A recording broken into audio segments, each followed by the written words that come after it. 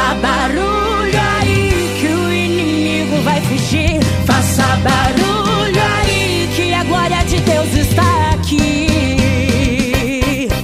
Passou-se com Israel, entraram na peleja. O inimigo quis armar uma surpresa.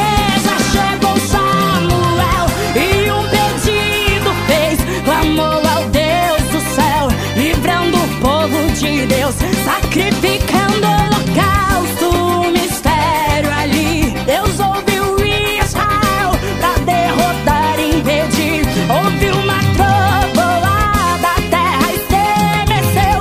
Deus fez barulho lá e os filisteus morreram. Faça barulho aí, faça barulho aí, faça barulho aí que o inimigo vai fugir. Faça barulho aí, faça barulho aí, faça barulho aí que a glória de Deus está aqui.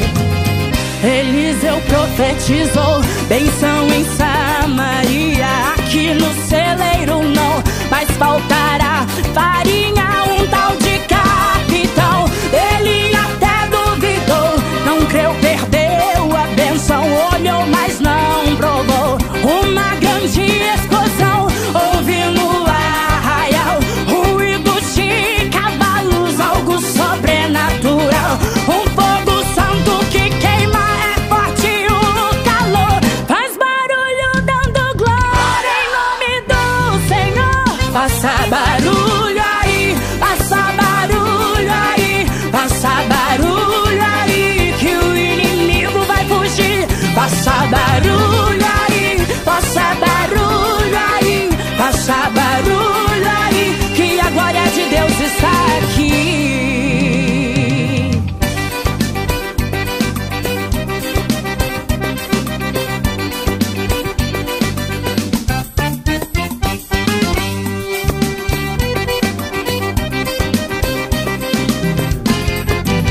Moisés desceu do monte no amanhecer.